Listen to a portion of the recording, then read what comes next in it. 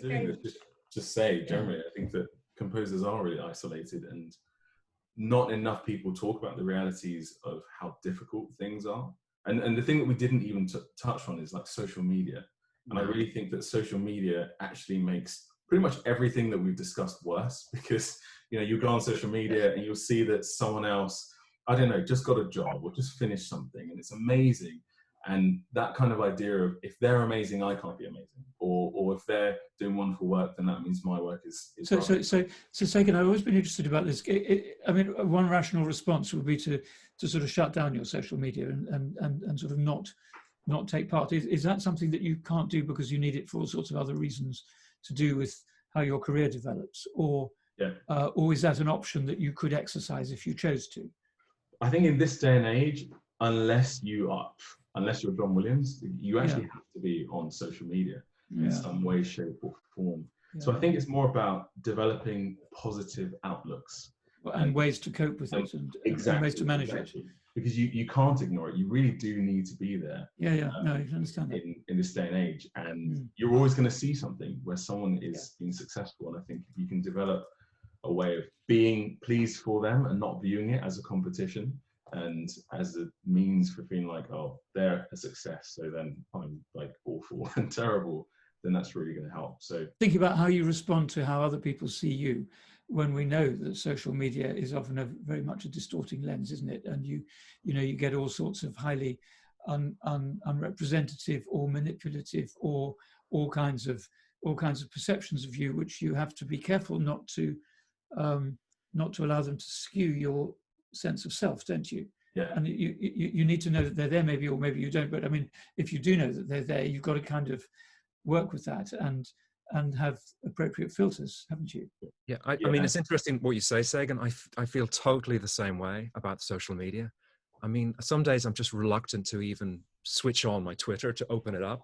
I'm just like, because I know I'm just probably going to feel a little bit negative about something that someone's tweeted or something, and why didn't I get that, or whatever. I know it's, but at the same time, I love the interactions when someone might message me privately on that, and I love maybe that kind of aspect. But 80% of it, I'm like, oh, if it ended tomorrow, if social media ended tomorrow, I would be like, yes. Yeah.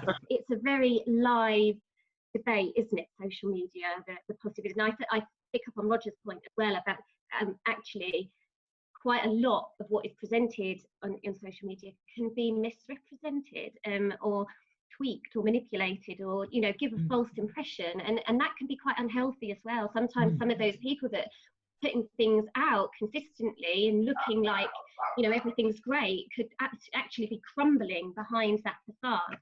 So I just think there's so many nuances and levels to that conversation.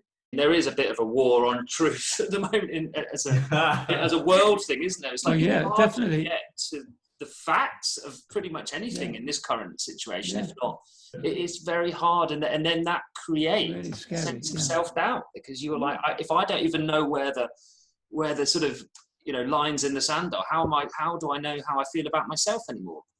Yeah.